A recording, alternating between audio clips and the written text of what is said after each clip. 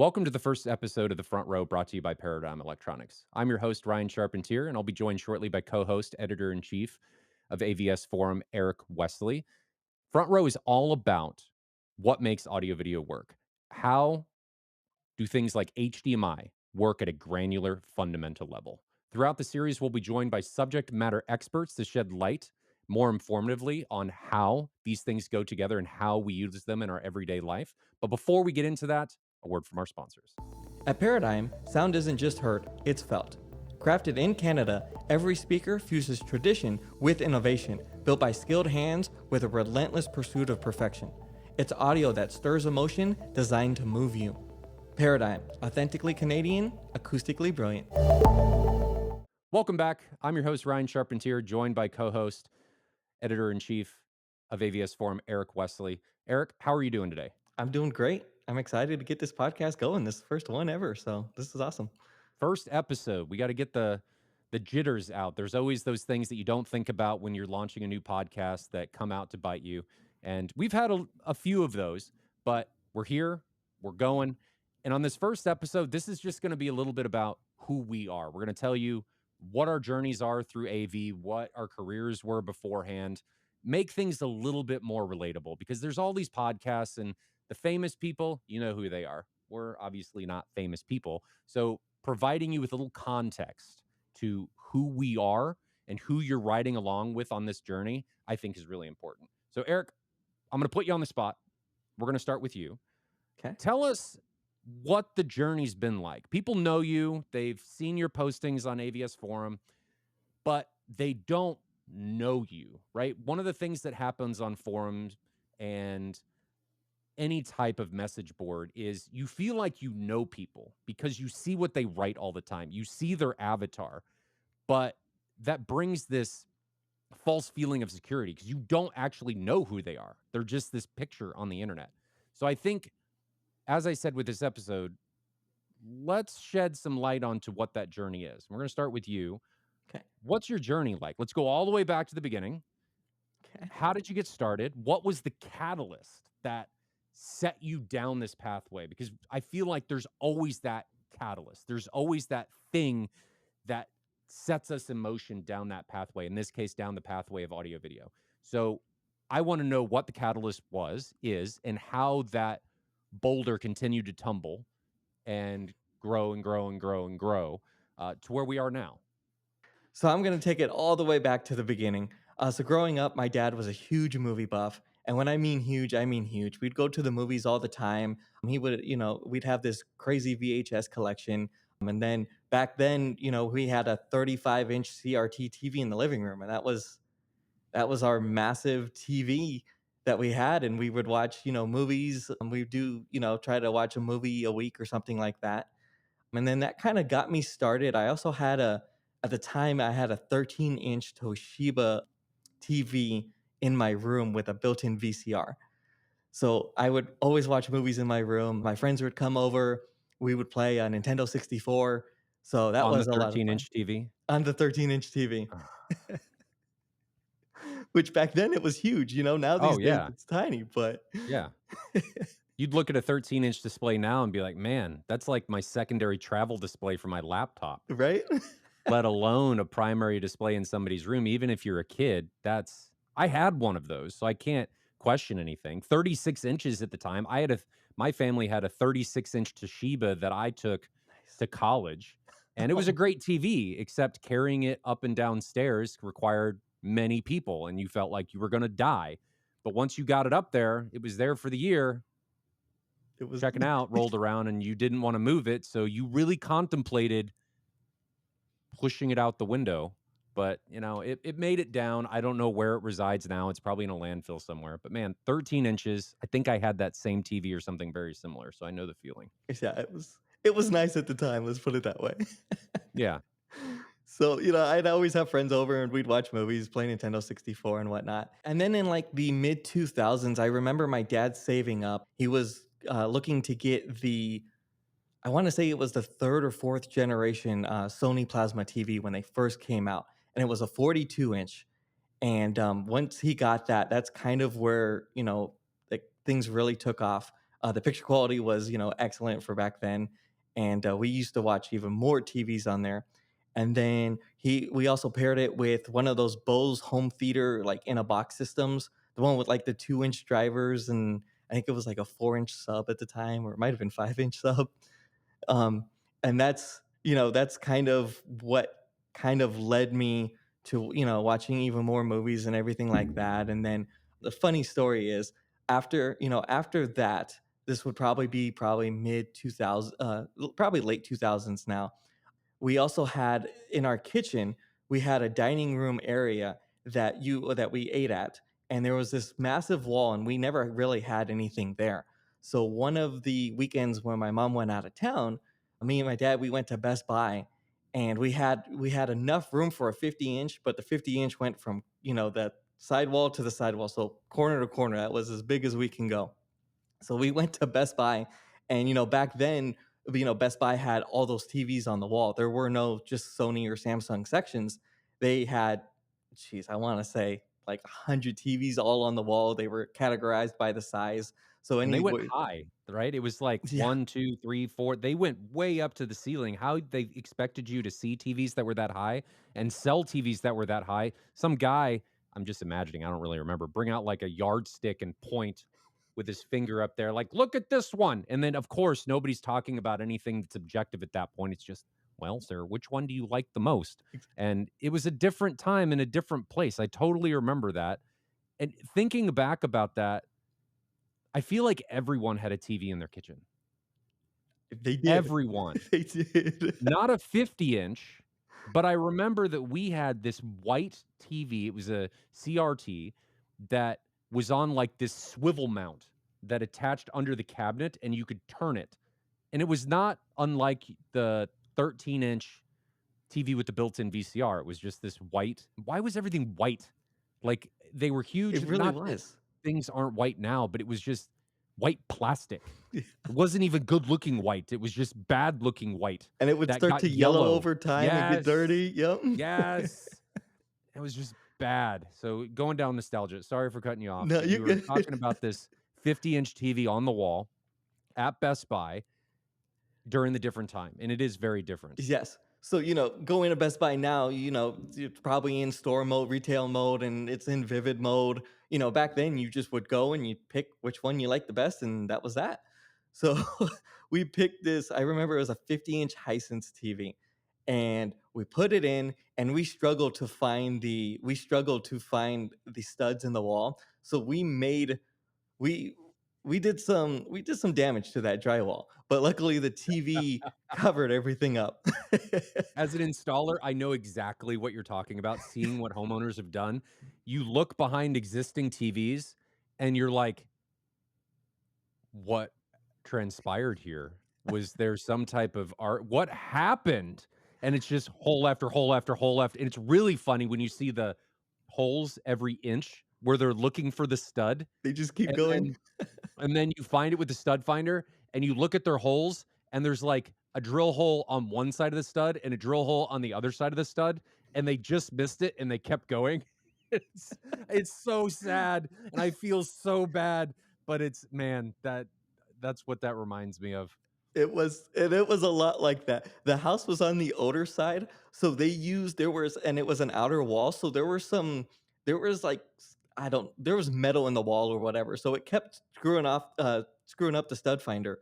So, I mean, we did some damage. So, but we got the TV up on the wall in the studs, and then I remember my mom coming home from vacation, and she walked in the kitchen and she said, "What the hell is this?" And she was shocked just because it was literally from one corner of the wall to the other corner of the wall. And she's like, "There's no way this is happening." She told my dad, "No, you gotta bring this down." But because we did so much damage to the drywall, my dad was like, "You know what? We did so much damage. I'm not doing drywall work. I'm not bringing in somebody else to repair the drywall. This is staying, and this is going to stay I for can quite a while." I can just imagine my dad looking at my mom and going, "We made such a mess that the end product we can't change because of the mess that this created." Right? And it's high, yeah, I feel you. Looking back at it, I think that might have been his plan from all along. if we just make a hole here and we make a hole here and one here, she can't tell us to take it back because then there'll be Exactly. holes in the wall. We have Yeah. an excuse. Yes. Okay. And then and then I moved out and then I got my first apartment and saving up for a TV was one of the big things when I first moved out from my parents' house. And that Mhm. was another one where I didn't know much about TVs. Like I knew, what good picture quality was, but I didn't know the models or anything like that. And I remember walking to Best Buy and just looking at the different TVs. And I remember the first TV that I had was a Panasonic VT50. But at the time, I had no idea how well regarded that TV was. I went to Best Buy and I picked, a TV that looked the best to me. And it ended up being a great TV. I absolutely loved it. Just a little bit. Yeah. And then from there, we actually I needed speakers. So I was always looking at speakers, but they were expensive they were pretty expensive back in the day and it required a lot. And then my girlfriend at the time, who was my wife now, we were walking out of the grocery store, and I'm sure everybody's had something similar to this story. But I remember some guy pulled up, and I want to say it wasn't a white van; it was a black Suburban this time, and the guy pulls up and he goes, "Hey, I just installed two or three different systems in a client's house, and I have a spare because they didn't want to install in one of the rooms. I can give you a great deal on this. I don't want to bring this back to stock." And he had this magazine and everything, and it was like a legit magazine. There was like I remember it was like 20, 30 pages, and but the speakers themselves were like probably 5 or 6 pages in this pretty big magazine. So I was young at the time, and I'm looking at my girlfriend, and we're like, "Man, this is going to be a good deal if he gives us, if he gives us a good price." And we were all excited and everything. So I asked him what the price was, and I want to say it was like 120 or $130 for a 5.1 system. And he's like, "Yeah, these things retail for like $600, $700." And we looked at each other, we're like, "Oh man, we're getting a deal here." So we ended up buying that, and that was my first speaker system ever, was the white van, actually, the Oh, black man. van, and I'm sure everybody has that experience. I wonder if they still do it to this day, to be No, honest I with you. can't say that I have that experience, No? but I know people that do, and I have a feeling to where this story is going to go. Uh, Yes, so I took it back, I got speaker wire, I took it back because it didn't come with speaker wire, and I took it back to my apartment, set everything up, and the second I hooked it up, obviously, we wanted to watch something, that sounded good, so I put loud and on proud. Batman Begins, and the part where, Bruce Wayne blows up the League of Shadows, house, or where Ra's al Ghul is, we blew a speaker, and I'm talking, like, within the first 2, 3 minutes, the system was on. It would just pop, and it sounded horrible. I can imagine I can imagine buying something, turning it on, and as soon as you turn it on and it plays sound, boom, and the driver goes. The How did driver that was shut. what was the feeling there? You Did you know, know when it happened? I knew something was wrong with it. I was like, "Did we just blow a speaker?" And I'm like, "There's no way that we blew a speaker because I had it turned up, but I didn't have it, like, blasting or anything like that." So I thought like, okay, there's something wrong. So I was checking, the speaker wire, checking everything that I could, and then just realized, okay, I guess a speaker is blown. And Man, you would think, I would just throw it in the trash afterwards and whatnot. Because it was the left channel. So one of the more important channels. And we ended up keeping it for I want to say 3 to 4 months and using it just because I felt like I needed to get my money's gotta get worth. the use out of that investment. And Exactly, $120, $130 is a little bit different than $120 or $130 now. That was not an insignificant amount of money. exactly, So, I can relate to the feeling of, "I wanna use this." So, exactly. that makes sense. So, you got the white van speakers, right? Yes, Which I yep, think is a turning point, or hopefully was a turning point in your experience in AV, and things could only get better from there. So, after that, where did you go? exactly. So I learned my lesson. So, growing up in Los Angeles, we wanted to buy a house, but that wasn't possible. So we moved apartments here and there, once our lease was up. So those speakers never did make it out of that apartment. So then in the next apartment, Or it might have been a couple of apartments later. This was when 3D was starting to get big. I wanted to get a 3D TV so I can watch movies at home with 3D. So I was really intrigued by the Samsung. It was the C9000, and it was a 3D TV. It was an LED. This was right when LEDs were starting to like get pretty big, Hmm. and I wanted to go. I liked the brightness that the LED had compared to the plasma. So I, I saved up and ended up getting the Samsung 3D TV. And looking back at it now these days, the TV was really thin. It was almost like OLED thin, but it had all the inputs, like all the processing and all where you hooked up all the inputs and everything was on the bottom base. And then there was like a little pole, and then you'd have the TV, the display, the panel itself.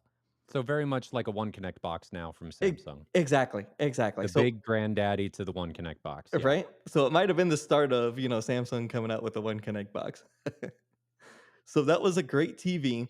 And then once we got that, the apartment that we lived in, there was somebody above us. We were on the bottom apartment, and the person above us, I mean, he would just stomp when he walked. And it was 24 hours a day. Like I don't know if he worked. I don't know what he did up there. I don't know if Oh, he he worked worked, out. his job was just to stomp. Yeah, Just to get boom, those boom, boom, steps boom, in. boom. Yeah. And I mean, it was insane how often, like, you go to sleep, you'd hear him stomping all night. You wake up, you hear him stomping all night, all day. It was just insane. So I needed something to kind of drown that out. So we ended up getting one of the Sony home theater in a boxes. But the ones that have it was like a receiver and I think it was a DVD player at the time, built in all in one. Mhm. And we hooked that up, and that was mind blowing, especially coming from the white van speakers. That was like, oh my god, this sounds amazing. So that's kind of where I got my actual start into audio, and realized how well it can sound with good speakers and a decent system. Well, good speakers at that point. I mean, everybody Exactly. has a status quo, right? Mhm. We all have our calibration, and at that point, your calibration said, "Man, this home theater in the box thing," because your status quo before that was the white box speakers. "This is the best thing ever." And I am Exactly. in AV nirvana. So, how can things improve? But they did improve, They right? did So, improve. where did we go after So that? from there, we hopped around a couple different apartments, and then finally it was time to buy a house. So we moved out to Las Vegas, and I kind of just took my love and passion, and because we moved to Las Vegas, I needed a new job. So an AV dealer out here was looking for a marketing person, and I have a marketing background, so I ended up getting the job. And that's kind of where I started to learn all about the different products. What speakers are made, what TVs are made, what projectors are made, all that good stuff. And that kind of progressed into learning more about setting up speakers, setting up TVs. And then that turned into, I would work with the techs, and that turned into kind of teaching me how to calibrate and all of that as well. And then at the same time, because we just moved to Vegas, we bought a house. Uh, when we were looking for houses, one of my biggest priorities, probably not my wife's priority at the time, but one of my biggest priorities was finding a spare room or a game room that I can turn into a home theater. Like that was She's trying to survive, and you're trying to be entertained. she's like, "Okay, we're buying a house. Does it really matter?" And I'm like, "Yes, I want a Yes. home theater." She's like, "I wanna settle down. I love you. Let's find a house." And you're like, "This is what needs to happen. I Exactly. need to have my space. I need to have a home theater." But you made it happen. You made it work. Made it work. So, and that's when I really started diving into AVSForum. And then learning, just reading tons of pages because I was trying to build my home theater. And at the time, learning at the AV dealer and then learning on AVS, I was, gaining a bunch of knowledge, but I still was like, I still didn't know what screen to go with, if I go with a 16:9 screen or go with a 235 screen. So I was kind of just, reading the different threads and kind of learning as much as I could. And then I ended up getting a home theater. It was it was around, I want to say 2016, 2017. So it was right before the native 4K JVCs came out. I want to say it was the JVC RS420 at the Okay. time. So So E-shifter. an E-shifter, yes. And that was my first projector on a 115-inch 235 screen.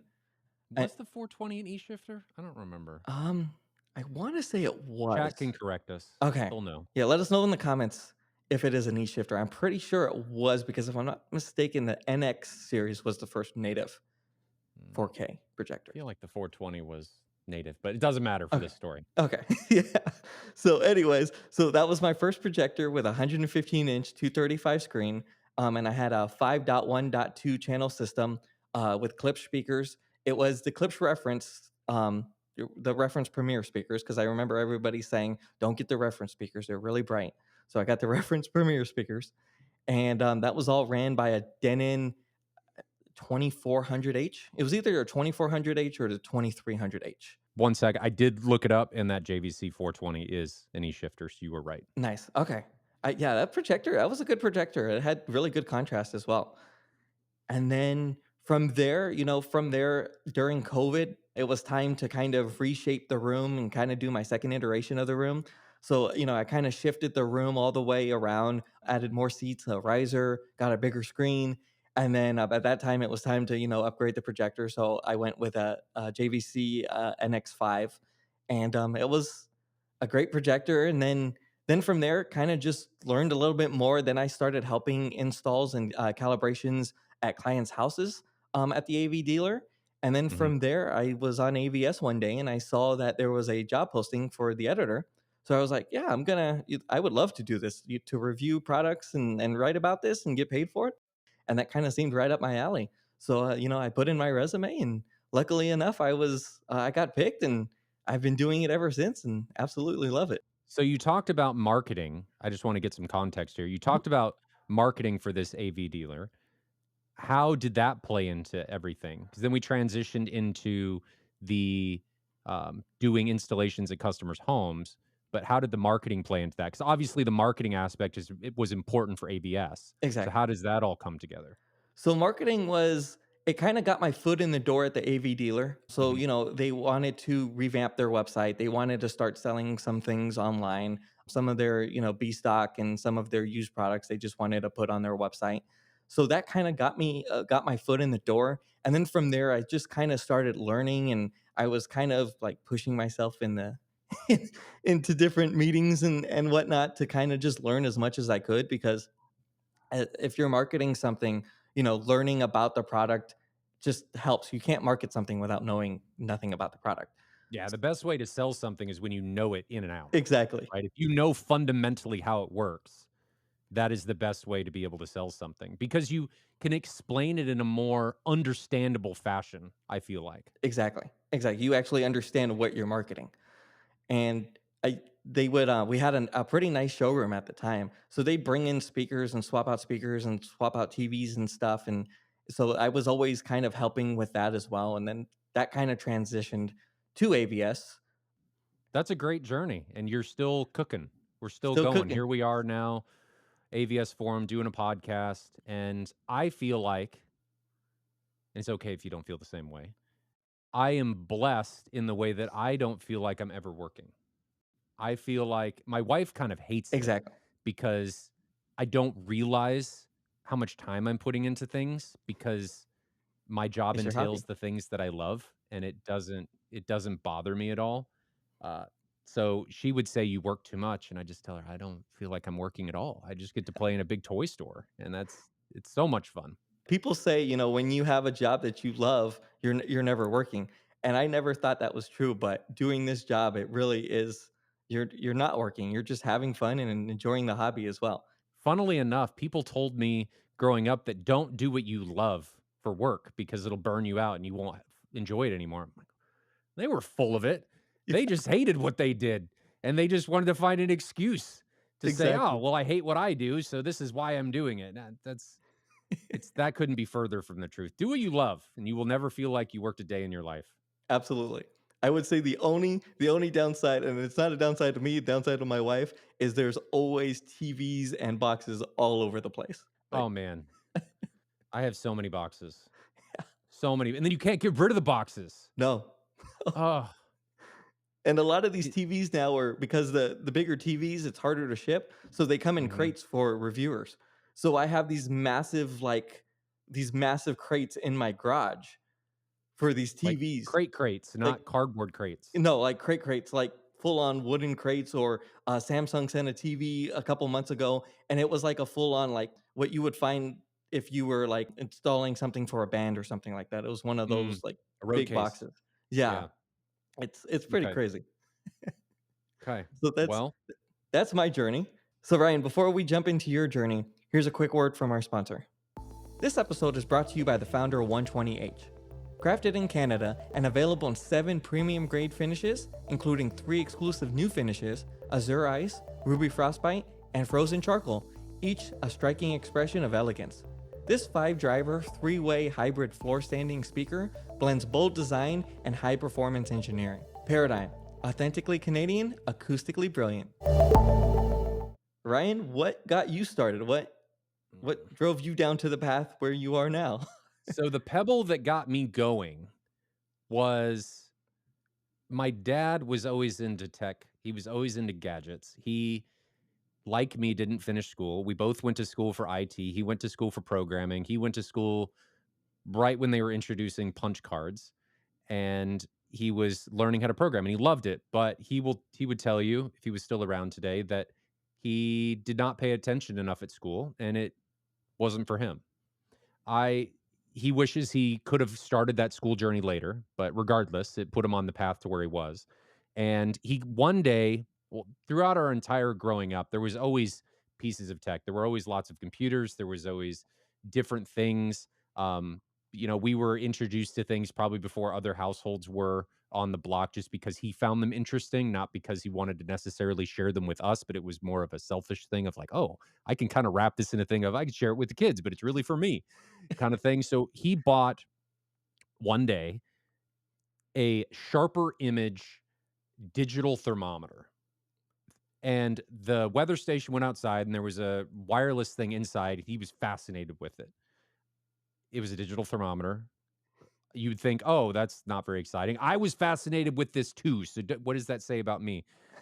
And that was the thing that really got us going because he was interested in tech before, and then it just cascaded from there. One That's pebble turned into 2, and then 3, and then 4, and then they were getting bigger, and then it was a rock slide. So we had always had TVs and speakers and things like that. It was always the white Bose and different types of speakers that any big box store kind of pushed you towards because you didn't really have the internet. You didn't have the resources that you have now to make informed, objective decisions. So that's what I grew up with. those speakers, were they the ones that like had the driver kind of, they were like kind of twisted? It was like Yes. 2 So boxes? they could go both ways. I don't remember what they're called. We'll chat in the comments. I'm sure will inform us of what they're called, but I remember those vividly. Yes. And then the funny thing is every piece of furniture, every piece of technology had its own piece of furniture. Why? Why did we build furniture for TVs? Like, why did the TV have to go perfectly in this piece of furniture? There was And furniture everywhere. The it really houses were did. so full of stuff. Now we're trying to get everything out and it's all about minimalism. And then it was all about, hey, what can we put something else in? And then if you put that thing in something else and then that thing in something else, it was like a nesting doll of technology for And we furniture. didn't think about upgrading back then. It No. was like, "How can I build around this TV?" or "How can I build around this?" Yes. It was how can I add into this conglomeration of a system? Never how can I replace one thing? It was how could I just add into it? Maybe that was just because I was younger, but it was better than a pair of speakers? 2 pairs of speakers running at the same time, doing the same thing. That was better than a pair of speakers. And I was naive. My dad was naive. We didn't have, like I said earlier, the resources that we have now. So looking back, it'd be like, what are you guys doing?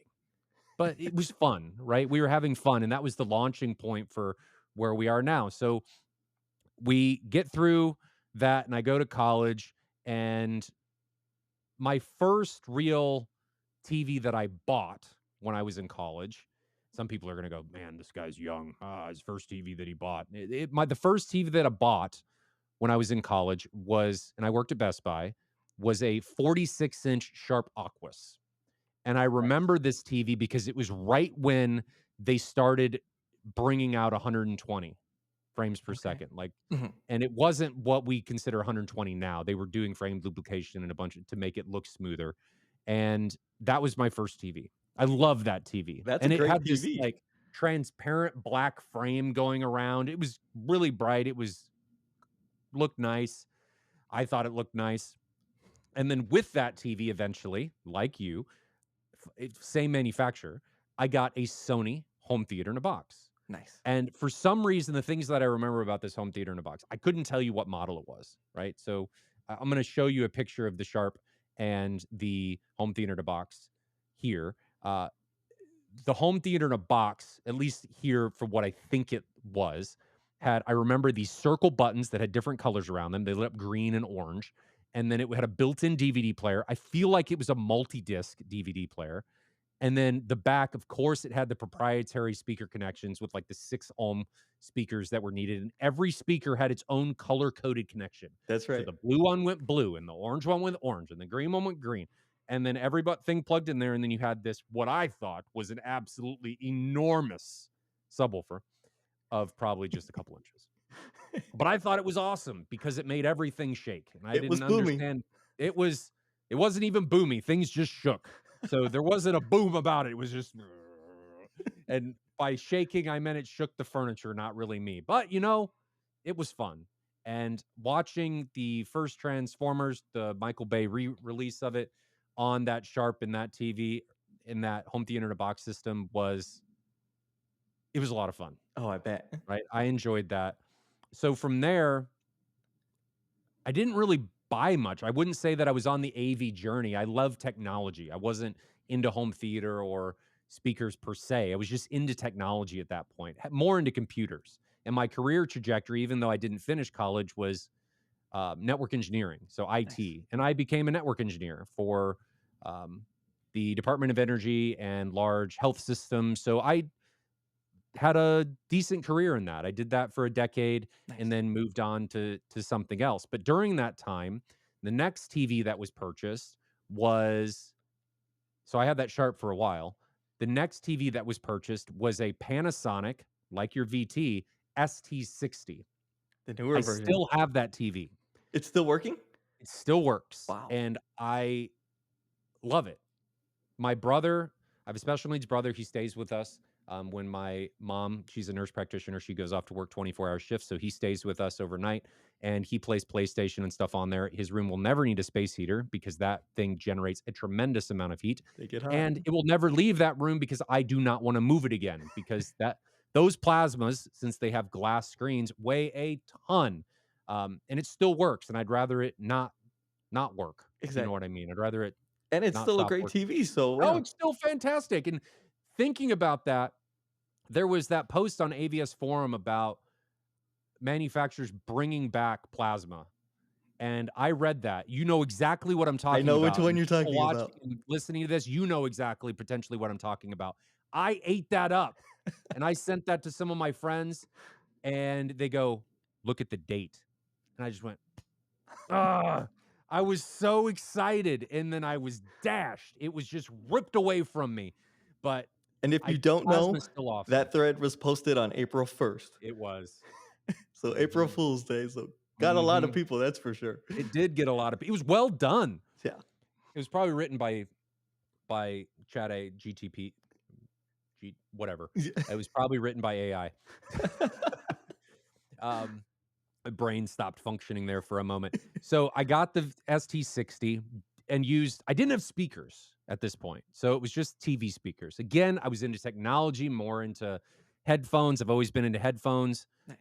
I was into computers, computer gaming, different stuff like that. I got married at this point, uh, and ST60.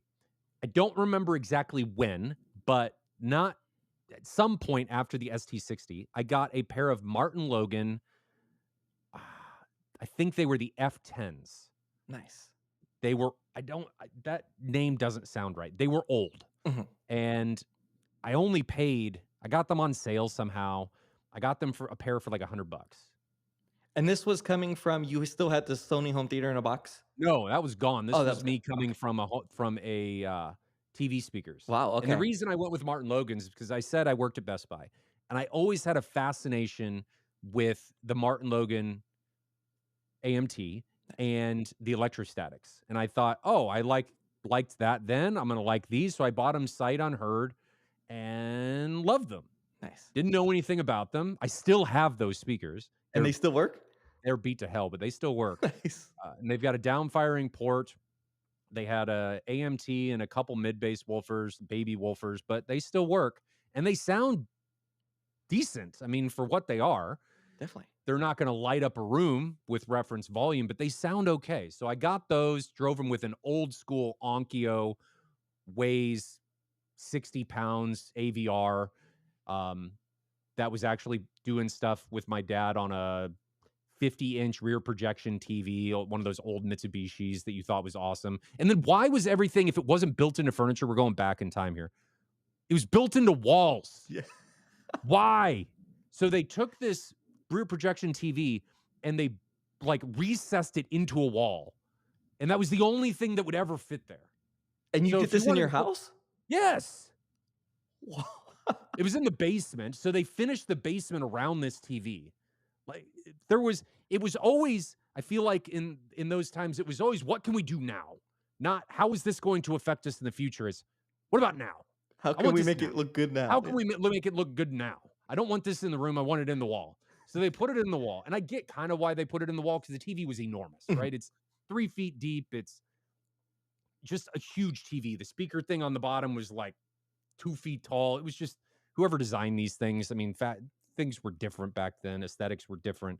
I get it. People look 20 years from now, look back at us, and be like, why are they not putting things in the wall? I don't know. So we had that. I don't even remember where I was going with that. Um, TV, speakers, You're talking about your Onkyo. the Onkyo. So the Onkyo is powering the speakers. And I had that, moved to a house. That was in there. Where did we go from there? Then I had that for a number of years.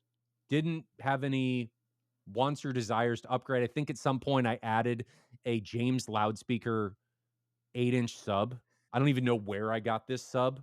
Probably some white van just trying to give it away. Not that it was a white van speaker because James is a very much a legitimate brand. Definitely. I just don't remember where I got it. So Maybe possibly Craigslist or something. may maybe Craigslist was all the rage, like your mid tens, 2000s time period. That was it. So after that, it's going pretty good downhill. The Cascade is we're borderlining like just kicking. There is a pebble holding the rest of the mountain up right now. That's where we are on Ryan's journey. So I don't remember what happened. I think I just must have woken up one day and you go, you know what? We're just gonna send it. We're just gonna go and see where this takes us. So I found a used pair on Hi-Fi Shark. Hi-Fi Shark is amazing, by the way, for people that don't know what it is. It allows you to search a bunch of used listings. It brings in used listings from all kinds of different used marketplaces, including AVSForum. And so if I search for like a Martin Logan ESL or something from Paradigm or something from Anthem, it'll pull all of the listings with those names. And this isn't an ad. It's just it makes searching for used gear super easy. So I used that and I found a used pair of Martin Logan ESLs. They were out of Nice. Florida. Mhm. And I was like, this is my end game speaker. If only past self could see me now. Like this was my end game speaker at that point. And just, oh my gosh. So I got these ESLs and I got in, I don't remember what the center channel was. It was a couple generations ago. Of their center channel. I couldn't tell you what the actual model was, but it was the non-electrostatic version. So it was a normal AMT with two woofers. It was a 2.5 way, and that was my center. And then I upgraded. I didn't replace. I added a Klipsch 150 for the sub. Okay. So at this point, you Thought it was have awesome. I went from shaking to boomy and shaking is what we ended. clips, you're great. It was a $150 sub. I can't fault you for it. It was just, it is what it is. And I thought it was awesome. So didn't calibrate them at all. I have one sub up front, one sub in the rear. They're probably calibrated all to heck. But you know what? I was happy. And then I had Martin Logan FX2s as my surrounds. And I did the FX2s because they were really close to me and it helped. The dispersion helped. I felt like it was the right choice. So And that this was was the all in setup. your living room. This was in a living room. And Wow. here's a picture of it. I think I have a picture of it. Um, Here's a picture. I'll have to dig it out. But picture of that setup. Now I said we're going to send it. And that was a send. Now we're just the wheels are off the rails now and we're still going. Like I have found a road off the rails and I'm just nonstop now. I am the type of person, once I get something in my head, there is no stopping it. It's gonna happen at some point. It does. I don't know why. It eats at me The wheels are turning. nonstop. It's a sickness, if you will, that I cannot cure. Well, we'll talk about this a little bit more in a little bit, but because it gets worse, it just keeps getting worse as we go. It's an incurable disease at this Right. point. So we did that. Not too long after that, probably a year, and I still have the ST60 at this point. This is all in a living room. The house is 1,500 square feet, unfinished basement. This is all in a living room with an open into the kitchen. I decide, and I'm still a network engineer at this point. I decide, you know what? The ESLs, I feel like they would be better suited as rear speakers. Oh man. They're not small speakers, the ESLs. They're a good size. In comparison to the 15A, they are small. So I told my wife what I was doing, but I failed to mention the size of everything. So I get everything and I bought them used. They were a previous show pair from Martin Logan. I think they were a previous Expona pair from Martin Logan. And they show up and I had failed to realize how big these speakers were at this Oh point. man. And FedEx Freight delivers them and I'm standing in my garage just thinking, you know, when you've made a mistake, you're married and you're like, what do I do? How am I going to live past this? Because you have that kind of primalistic fear of when your wife comes home that you're going to have to deal with it and you may die depending on what her mood is like. So they come off, and here's a picture of them. And this is a 65-pound husky. It was like taking delivery of 3 refrigerators, and they're in my living room, and my wife has no idea how big these speakers are going to be. Oh man. Okay. So they're in my living room, and they absolutely dwarf this. Now we've upgraded to a LG OLED. I think it's a B8 at this point. Okay. Dwarfs a 65-inch TV. It looks like a PC monitor. The center channel is as big as the TV. And somehow my wife is tolerating this. Did she Now, say anything when she got home that day? I got the look. You got the look. Okay. I got the look. And it's the look that all you can do is kind of give her that Yep. smile because it's you done messed up. You done messed up, and no excuse is gonna help you. The smallest thing in that order was a pair of REL 212 special editions, which are not small. They are not small, and that was the smallest thing in the order. Those were the smallest things in that order. Oh man. Now, the Pebble is about ready to come out. It's still there holding, astonishingly, the avalanche has not started. It's about to start. And what starts it, because I haven't been on AVS yet, what starts it is AVS, as it does for so many people. What happened was I got on AVS, and I'm going to name drop him, not his real name, but his screen name, Arkea, who lives in Kansas City. He's about 45 minutes from me. We do a lot of stuff together. We're good friends now. I was reading, and he started this subwoofer thread. Like, oh, I'll showcase my stuff. All you need to do is ask. So I sent him a message. Mistake. And he offers, and I go over there and we sit down. I'm like, man, this is cool because he's got all these speakers. He's got lights in them, and they're the JBL 70 um, J1s, Nice. great speakers. And he's got 5 18s, sealed 18s in the front. And then he's got 3 in near field. He's got more now, but Nice. because we're bad on each other, I've paid him back at this point. Uh, and he turns something on, and the first thing that goes in my brain, and I actually verbalize this after he turns it off, and I look at him and I go, my subwoofers don't do that. The next day after this demo, I returned the Rels and got a pair of JTR 4000 ULFs. Oh, you fully sent it there. Oh, we're past send, right?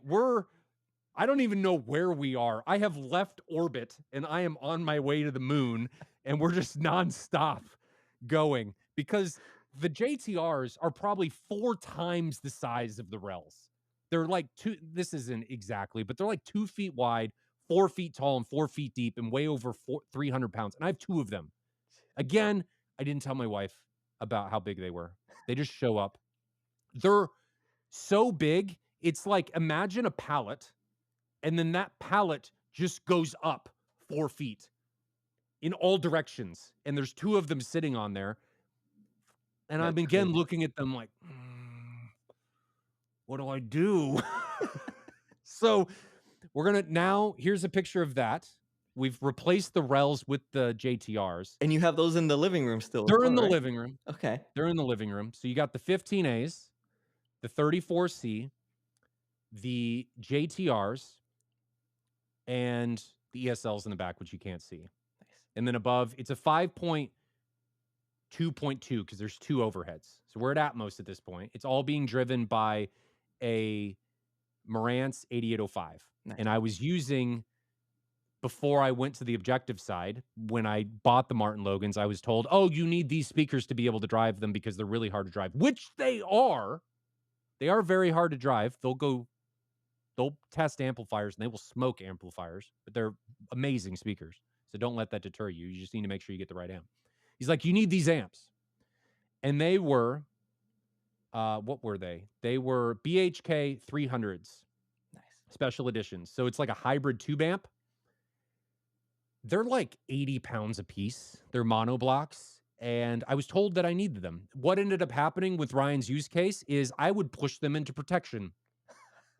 So they would not keep up with the PS Audios is what they were. They would not keep up with the Martin Logans, and I wanted more. I wanted more. So what did we do? With Jonathan's help, with Archaea's help, we set up a amp comparison because I needed, at this point, we were going to move. I was going to have a dedicated theater, get stuff out of the living room. So my wife didn't have to tolerate that anymore. But I needed amps because I knew that I didn't want the BHKs, the PS Audios. They were just kind of, I thought, not doing what I wanted them to do. I'm not saying that PS Audio is a bad brand. I'm just saying that they were not doing what I wanted them to do. I needed more. I needed more channels. And if I was buying more PS Audios, it was just not cost effective. And they weren't working for the volumes I was trying to get to. I was gonna say, you must listen really loud, huh? I did. Mhm. Yeah. I spirited, okay? I am a Spirited. spirited listener. I like I that. like a spirited experience. So we do an amp comparison. And Archaea has this rig, it's light switches, so we can volume match everything on the 8805. We're using all channel stereo, so it's sending everything to all the channels at the same time. And we're turning things on and off. It's blind. I have no idea what I'm turning on and off. It was double blind. My wife actually hooked everything up. And it's double blind. And we're trying to figure out what amps are what. And I'm not going to tell you what all the amps were that were there because that's not the place of this podcast. But we swore up and down that we could tell the difference. And there were like 5 or 6 of us there that were doing this. Archaea goes, no. So he takes the switcher and puts it under a jacket. And we can't see it. And he's flipping it back and forth. And we can hear it turning on and off. Remember, everything's volume matched. Same pair of speakers, changing the amps from an 8805. Swear, this is this one, this is this one, oh, this is this one. He just starts laughing. You guys are idiots. Like, what? We can obviously tell. He goes, no, you can't. You can't tell at all. I've been turning the same amp on and off the entire time. Oh, man. He wasn't even changing. It was the same amp. So we have been convinced that he's been changing, but the only reason was because of our subjective audio memory and the psychology behind everything. We thought there should be a difference, so our minds made it so. And that was really the first indoctrination. And I had been going down the objective path, but that was the first indoctrination into, wow, we're a lot dumber than we think we are.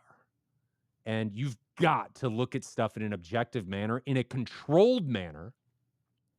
If you don't, you're just opening the door for subjectivity to come right in. Exactly. And it is a dangerous thing to allow in. It's, if you want to do, that's fine. I'm not saying it's wrong. I'm just, depending on the type of journey you're trying to be on, if you let it in, it can totally skew what you're trying to accomplish. And I should have taken this image off a long time ago, so I apologize for not taking that off, but whatever.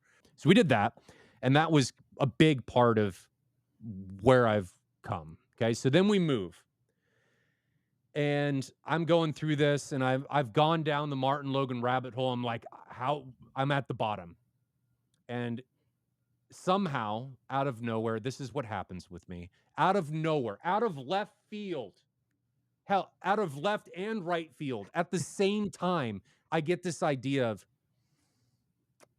I've got 5 electrostatics. What if we did 11?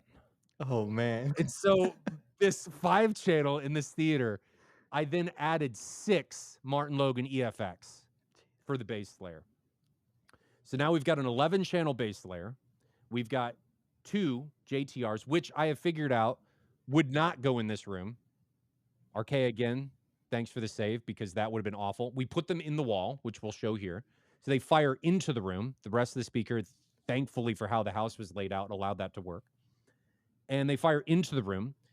And then on the ceiling at this point, I have 6 Martin Logan 35 XTIs. Okay. The problem with that is I am 6'5". These are 8-foot ceilings. And when you put a bookshelf on the ceiling, the 35 XTI is not small, right? Looks like this. It's not small. So when it hangs from the ceiling and it's dark, it hurts when you smack it. It's right here, right there, right in the middle of the forehead. And it's always the corner. Always. The worst part. It's never the flat side. It's always that corner where all things are coming together, and that hurts. So it would hurt. I'd run into it. So I've got 6 speakers on the ceiling. At that point, I had a JVC NX7. Nice. And I thought that was the end of the journey. Well, for whatever reason, again, now we're coming from the whole outfield. It's not just left and right. Center has been added in. It's coming from everywhere now. I decide, well, actually, Michael Stevens comes out. He does a home theater tour of several theaters here in the Kansas City area. Mine's one of them. And I get this idea of, you know what? What if I became a custom integrator, a dealer? Because I have been, not the previous dealer, the most recent one that I dealt with, he was great. But the one that I had bought the original Martin Logans from, I just wasn't all that excited with how much subjectivity was added in. And you go to a dealer for expertise. You're going from a place of trust, right? You're establishing a foundation with them. And you're expecting, like you kind of do subconsciously with anything that you go into a store, when you ask somebody, you're giving them a little bit of your trust and saying, hey, I need help with this. Can you make a recommendation? You may not mean to, but that's what we do subconsciously. And I felt like that trust was betrayed because of the direction that I was led. No, I love the 15As, just some of the other stuff. I wanted the 15As. That was my own doing. So I'm not faulting him for that. That was my own doing. So I thought, while we were doing this tour, in Archaea's basement, because I went to these while they were recording. I'm filling out my business registration and stuff to do this while the tour is happening. So if You you go move back and quick. watch that, you won't. Oh yeah, there is no once. Like I said, once that's in my head, there's no stopping it. It's gonna happen, and I've just figured, well, there's no stopping it. So I've learned you just might as well do it. Just go So I with it. do it and I fill it out, and then I become a dealer. So then I'm a custom Nice. integrator. I'm a dealer, and we've kind of gone from there. And so I own and operate Ascend AV. I work from AdVR. I do a bunch of stuff in the industry. Work on some CDS stuff with RP 23 and 22, and we've there's stuff that I enjoy because I don't feel like I'm working, right? So that is where we've launched the career now of me going into the AV industry. Nice. So now I'm in it professionally. I'm also still an enthusiast. I do not feel like I'm working at all. At all. So we go through this theater and I'm never done. You've probably figured out that I'm never done at all. It never It's a ends. never-ending journey. It's never ending. Um, we do a projector comparison quickly after that, and we compare a bunch of different projectors. I upgrade the NX to the NZ. There's an NZ9 that we go to, and we do this comparison with 30 or 40 people. We have two identical screens right next to each other. It wasn't the best light control, but it establishes the point of what we're trying to accomplish. Of, hey, what do you want to do? I'm not here to tell you which one's the best, but you can figure out, like, what do you want to use for your room? And we did that for fun. And at this point, Michael Stevens and I decide, well, this was an awesome event. What if we could launch something bigger? And this is where M Wave comes out. So we decide we're going to do M Wave at the beginning of 22, and M Wave 22 is born that summer. 6 months later, 100 people come out in attendance. We have, for first event, it was great. It was in Lawrence. It was at the Lead Center. It was at a um, auditorium. It was a great place, full light control. Enjoyed it. And then M Wave 23 rolls around. We move to the Kansas City Convention Center. It gets bigger. There's a few hundred people there. It was great. We did a bunch of comparisons again, did some talks. And then for whatever reason, I go out to Atlanta Home Theater. This is the biggest mistake I make in my career. My career wasn't very long at this point, so I've got a lot of time to make bigger mistakes, but this was the biggest mistake I could make up to this point. And it was kind of a vendor day with they invited a lot of their customers, like their higher end customers, to come kind of talk with the vendors and stuff. So we're not really doing our demos. We're just relaxing and talking to people. And I had one of my friends who's down in Texas had been trying to convince me to come on with Ascendo. Okay. Historically, I don't this is subjective opinion. It's not anything bad. It's just subjectively, I have not liked compression drivers or horns. Mhm. It's just what I have not liked. Too So bright? How come? I It's don't too even bright? know what it is. I've just never really liked them. So I was always against it because that was Ascendo's thing. And they get me into this room. And this room is not, there's one acoustic treatment in this room. It's like just some token of treatment off on the wall. It's just one. And there's a stone fireplace over here. And it's two of their flagship Black Swans and a 50-inch subwoofer. And people would say, man, that 50-inch subwoofer is going to sound terrible. Can't do anything. Oh my God. He turned that on and I just went, mistake. I knew immediately that this was a problem because Hooked. I know as soon as I hear something, I establish an opinion. And I know that I'm going to like it or dislike it right then. Not even a second. And my brain was going, you should not have come here. You should not be here. This was bad. And my brain had already gone to, how can I make these work? Not even 10 seconds had elapsed, and I was already mentally ripping my room apart to make these speakers. Redo these. Yes. So it doesn't take me very long, and we're talking about moving. I'm talking about doing all of this stuff. It was going as far as I was talking to foundation guys to do like 16-foot ceilings and all under a suspended garage Wow. in a different house, and we didn't do that because the housing market was coming down, and we had a great interest rate when we bought this house, and it's tough to go. We will, but it's tough to go right now. We got this house and I wasn't in the industry, so there's some things that I need or would like, but so we'll go eventually, but we didn't at that point. So we ripped the room apart. We didn't do the house. But I was determined to make this work. So over the next year, I demolished this theater. Oh, we didn't talk about this theater. So this theater, originally, I put in because I'm the type that wants to make future you not hate past you. I'm like, hey, we're going to put in all of these speaker drops because years down the line, what if things change? It took me a year and a half and I was using all of the drops.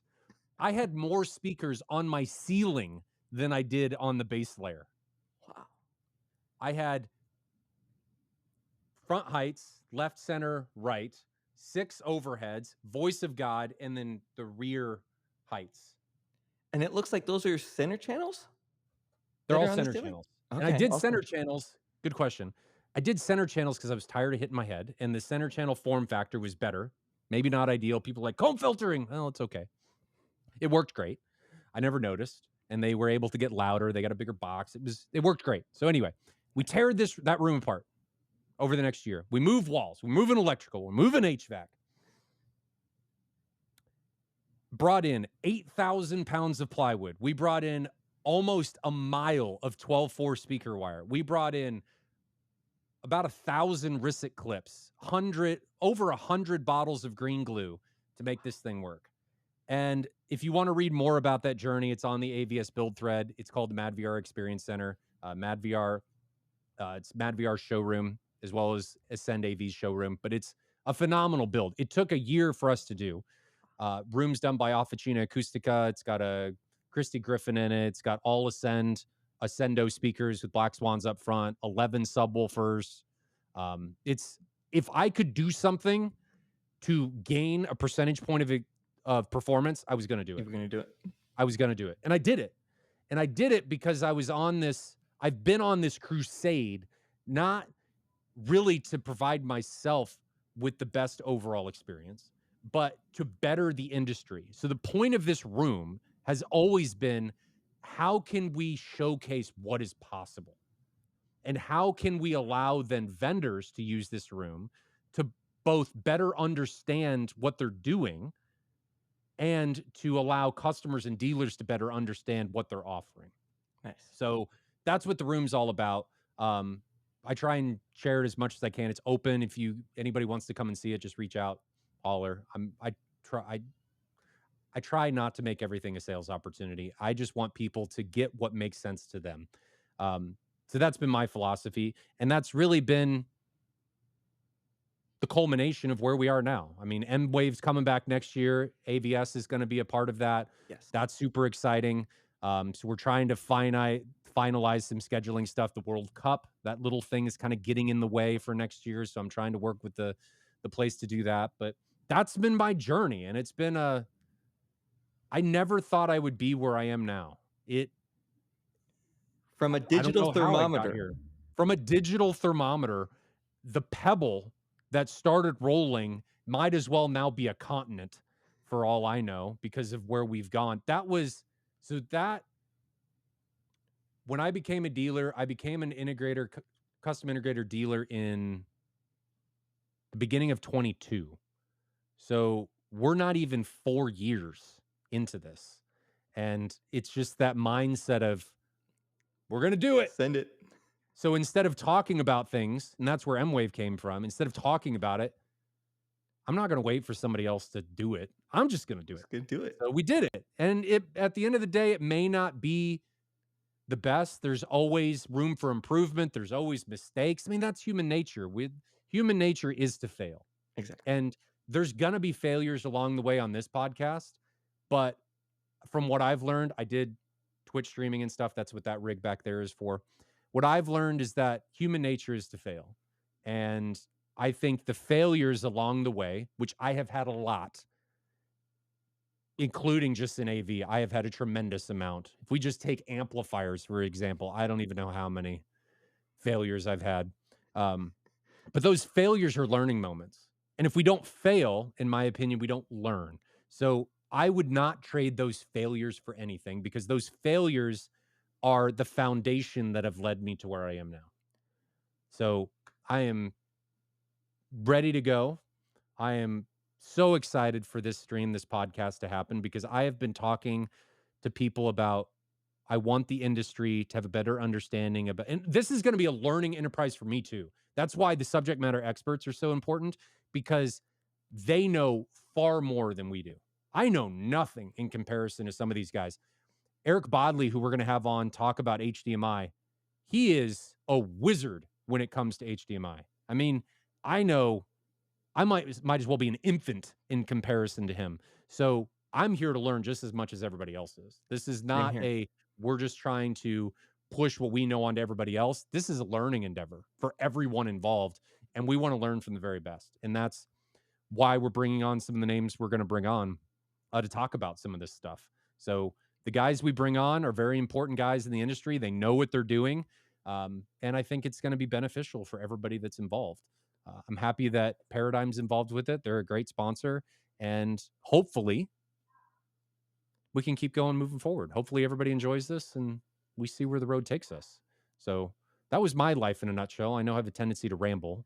No, that was Um, an awesome story, especially, yeah, learning where you came from to where you are now. And I like what you brought about with challenges and failures and everything. Like I look back and look at some of the reviews that I first wrote on AVS Forum, and I'm like, did I really say that? Like, because you're constantly learning. if you don't look back at yourself and think, man, what was I doing? You're not growing. Exactly. And I never want to stop growing. I never want to stop the learning process because I don't want to stagnate. I find it so fascinating to keep going and learning and doing things and failing, honestly. It's not that I really enjoy failing. It's just I understand the reason for it. Right. So that's where we're going to be. I think this is coming up on the end of this. Before we close out, Erik, you got anything else? No, we're gonna have these podcasts the first Tuesday and the third Tuesday of the month, and we'll have guests. I will be posting a thread on AVS Forum for anybody who wants to follow these. Feel free to leave a comment down below or on the AVS thread, and we'll make sure to ask our guests when we film the next episode. Yeah, that's a good idea. I think it's important to bring on questions from the comment section because people want to have their voices heard and they want to have their questions answered because I would have questions, not just about what Exactly. we're doing, but about things. So the next topic is specifically going to be about HDMI, where it came from, how it works, what different issues look like, right? Because we all look at stuff and be like, it's not working, and it's an HDMI signal chain. What's wrong? And nobody really knows. It's not nobody, but most of us don't really know the intricacies of how things work. We don't know what symptoms look like that lead to an underlying issue. Like, what is causing this issue? And if you can look at a problem, you look at the symptom, and if you know what causes that, it's much easier to treat instead of just saying, I'm going to try this, then I'm going to try this. And you're just throwing darts in the dark, hoping that one hits home. Before we wrap this up, a word from our sponsor. Paradigm Electronics has set the standard in loudspeakers and subwoofers since 1982. Crafted in Canada with precision and passion, every product delivers exceptional performance backed by cutting-edge research and uncompromising quality. Discover the difference at paradigm.com and visit a dealer near you. Paradigm, authentically Canadian, acoustically brilliant. So the next stream with Erik Bodley from Future Ready Solutions is going to be about HDMI. And then I think the next one is with Jason Dustle. Is that correct? Correct. About HDR and tone mapping. And we're going to talk more about the picture part of everything. And he leads ISF. So that's going to be a good part of that. Obviously, we're starting with the video side. We will move into the audio side, but we're starting heavy with video. So HDMI, and then we're going to move into kind of the picture fundamentals, like what is contrast? What is saturation? We're really starting basic because I think the better you know about the basics, the easier it is to understand what's happening at a higher level. Exactly. So that's where we're starting. That episode will air June 17th, and we'll follow up with the first week of July and then the third week of July, correct? Correct. Okay. I'm glad I got that right because I was just kind of guessing. So we'll wrap it up here. Thanks for joining us on this one. Hopefully, you know a little bit about who we are, what our journeys are like, and let us know what your journeys are like down in the comment section because I think the more we know about each other, the better we're going to go through this process together. And understanding who a person is just makes everything a little bit easier and a little bit easier to relate to. So let us know what your journey's been. I'm always interested. I will read them and I do respond to them. Eric, I think you do the same thing. Yeah, I I love just find it fascinating. yeah, I love hearing about people's journeys and where they got to where they started and where they got to now. So one of the last thing I'll say is one of the coolest things about this space, unlike any of the other hobbies that I've done, is home theater. The coolest thing about it is that it's meant to be shared. It is in a room with multiple seats. You go through this together. Some of our fondest memories are in commercial cinemas when we're talking about movie watching and stuff with the people around us. A lot of times, those experiences aren't even related to what we're watching on screen. It's the experiences that we have in the audience with each other. So, having those experiences in your journeys, I think, is more about the relationship, which I really think is why we're all in this and why we in Kansas City and why I've tried to do these things like M Wave, because it's all about meeting the people. That's the fun stuff, is finding the people that are behind the usernames, that are behind these rooms that we can all learn more about, and come to know, and hopefully at one day become friends with. So, Exactly. um, my name's Ryan. This is I'm Eric. Eric. We'll be back in the next couple weeks with our first official episode, if you want to call it that, with Eric Bodley from Future Ready Solutions about HDMI. So until next time, we'll see you guys later. Stay safe out there and have a good one.